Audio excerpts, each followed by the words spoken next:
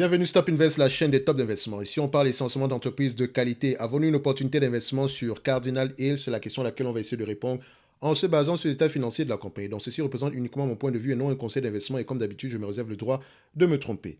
Alors, c'est une compagnie que j'aime, enfin, pas que j'aime, voilà, je connais très bien cette entreprise-ci. C'est un distributeur de médicaments aux États-Unis, d'accord, notamment avec, ils sont les trois plus gros ici détiennent 90% du marché. Donc, ici, on parle de Cardinal Hills, AmerisourceBergen et McKesson.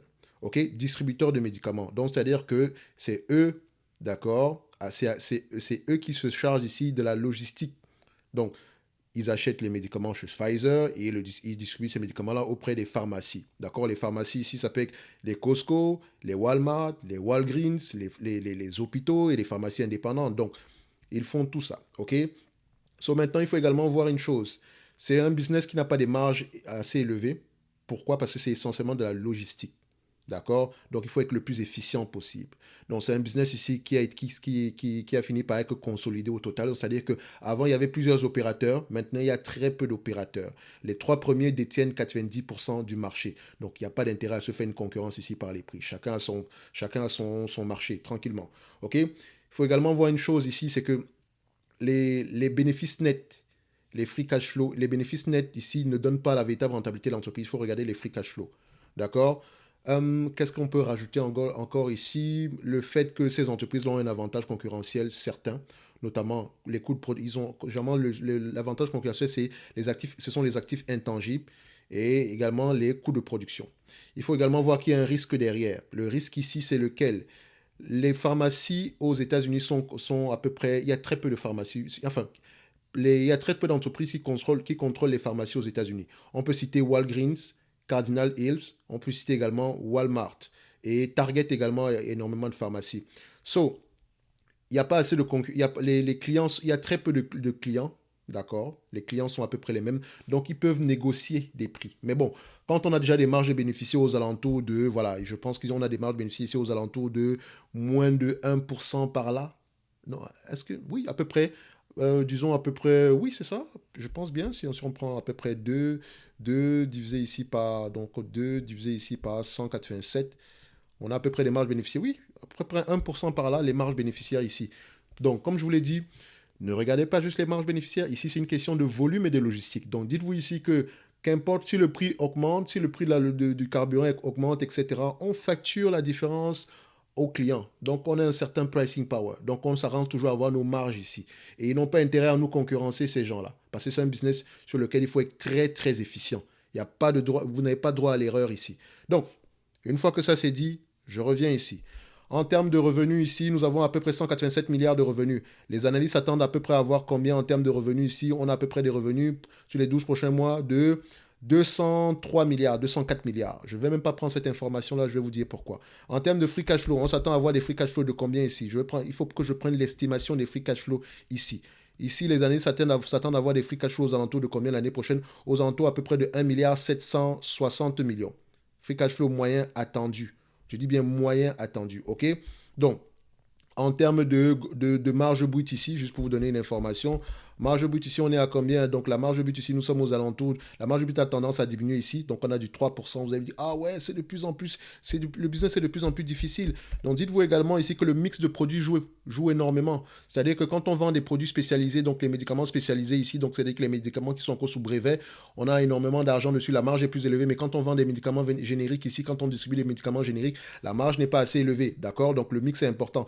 Également, n'oubliez pas qu'aux États-Unis, le gouvernement américain met de plus en plus de pression pour que le prix des médicaments baisse. Ok. Donc, quand on regarde également ici au niveau de la marge brute, la marge des EBITDA, elle a tendance également à diminuer. Donc, il faut également faire attention par rapport à ça. Mais bon, quand on prend en considération ici les free cash flow, d'accord, qu'est-ce qu'on constate? Les revenus augmentent, etc., mais les free cash flow ont tendance à peu près rester stables. Je dis rester stable ici, quand on prend la moyenne, on est à peu près à 1 milliard 700, d'accord, en termes de free cash flow. J'ai pris en termes de volume 1 milliard 780. D'accord? 1 milliard 780, même si sur les 12 derniers mois, nous sommes à 3 milliards 400 ici. Donc, sur les 10 dernières années, 1 milliard 900. Sur les 20 dernières années, 1,7 milliard par là. Donc, sur les 3 dernières années, 1,7 milliard. Donc, je vais mettre ici 1,780 milliard en termes de volume. OK? Et ça, c'est la partie la plus importante. 1,780 milliard. Même si je pense qu'on peut atteindre les 2 milliards par là. OK? Nombre d'actions ici. Qu'est-ce que nous avons comme nombre d'actions? C'est une entreprise qui rachète massivement ses actions. Donc, ici, on a à peu près 275 millions d'actions. OK? Je vais mettre ici 275. Donc, 275. Donc ici, ça ne concerne pas l'entreprise. PER moyen, vu qu'on travaille ici avec les free cash flow, d'accord, on prend ici les price to free cash flow. Price to free cash flow. Distribution, généralement, on a tendance à avoir des PER très peu élevés, mais également, il faut prendre en considération que c'est un business qui a connu quelques années difficiles ici. D'accord? Donc, n'oubliez jamais ça. Donc, en termes de médiane ici, vous avez, quand je dis année difficile, il y avait des procès en cours, etc. Mais c'est terminé aujourd'hui. Même si parfois il y a il y a encore quelques petits procès qui sont ouverts à gauche, à droite, mais le plus gros est terminé ici. Donc, en moyenne, ici, le marché paye 12 fois les bénéfices. Généralement, quand vous échangez à 15 fois les bénéfices, vous devez racheter vos actions plutôt que de distribuer un dividende. Et c'est exactement ça que cette entreprise fait. Donc, on s'échange ici à 12 fois les bénéfices. Sur les 10 dernières années, c'est 11 fois les bénéfices. Sur les 5 dernières années, 10 fois les bénéfices. Donc, je prends ici 10, 12 et 15 comme PER. OK?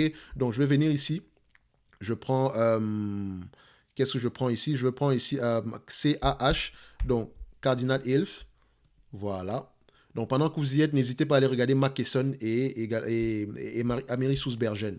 Donc voilà. Donc je viens ici, Cardinal Health, je mets 10, 12, disons 15 ici. OK? Donc maintenant, en termes de free cash flow, on a 1,780 milliard. Ici, c'est 1,780 milliard. Donc, en termes de nombre d'actions, ici, on a 275 millions d'actions. En termes de dette nette, ici, donc ici, on se retrouve à 262. Donc, sans doute, le nombre d'actions a diminué entre-temps. Voilà. Ici, qu'est-ce qui nous manque? La dette nette. On va regarder ça. La dette nette, ici, aux alentours de 1,770 milliard. À ce niveau-ci, on a combien? 1 milliard. Oui, c'est parfait. Donc, qu'est-ce qui nous manque encore comme information ici? Alors, l'autre information, c'est laquelle? Le dividende, on va y revenir après ici. Donc, je pense qu'on a tous les éléments nécessaires ici pour effectuer l'évaluation de la compagnie. D'accord? Dette nette, parfait. PER, parfait. Nombre d'actions correct. Voilà, parfait.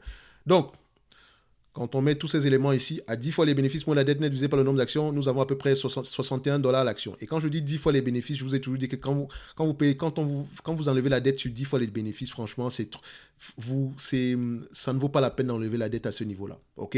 Donc, si je le mets ici sans prendre en considération la dette, en prenant en considération le nombre d'actions actuelles ici, nous serons aux alentours de 61 $ l'action. C'est bien ça? Non, c'est 17.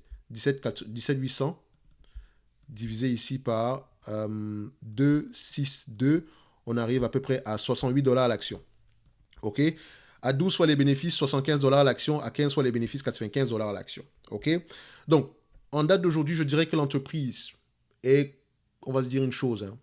Cette entreprise est correctement évaluée du point de vue des multiples, mais elle est très sous-évaluée du point de vue du multiple que le marché paye en moyenne sur les dernières années.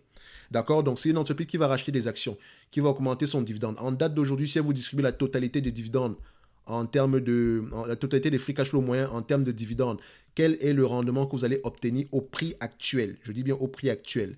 Donc, vous aurez à peu près 180 ici. Vous aurez à peu près un rendement de 8,82%.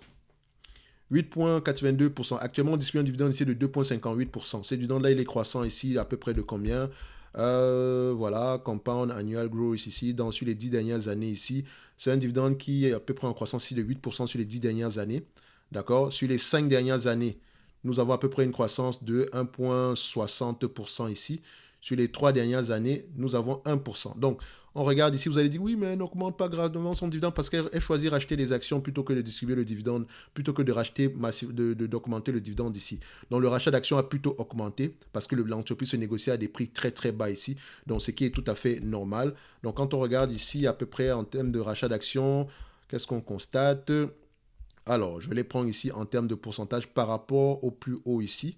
Donc, year over year, donc maximum drawdown par rapport au all-time high, from peak, ok, voilà.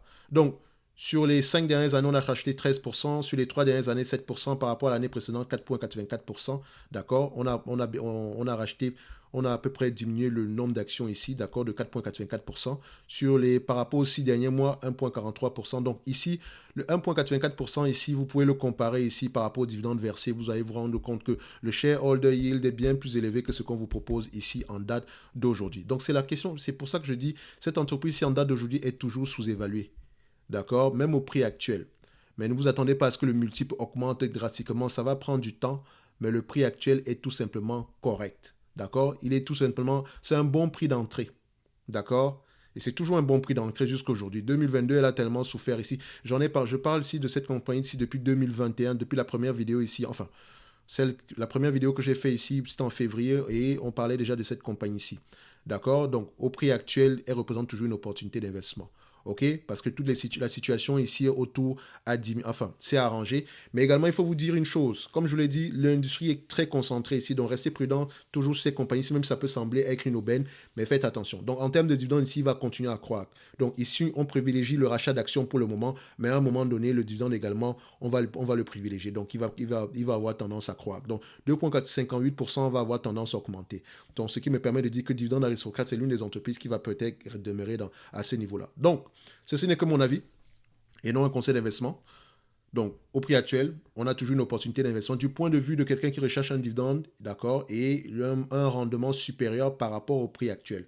OK, donc on a du 8% ici, alors qu'on distribue à peu près, on paie un dividende de 2,58% et un potentiel d'augmentation. Et vous savez que nous, on n'a pas un raisonnement uniquement basé sur le dividende, d'accord. Donc, on se dit ici que si on distribue la totalité des bénéfices, des free cash flow moyens ici, en termes de dividende, on aura 8% de rendement. Donc, on rachète des actions, qu'on paie un dividende ici, pour nous, ça revient à la même chose, d'accord. Du moment où on rachète les actions à des PER très très bas, comme présentement, c'est plus important de racheter les actions plutôt que de distribuer le dividende, ok.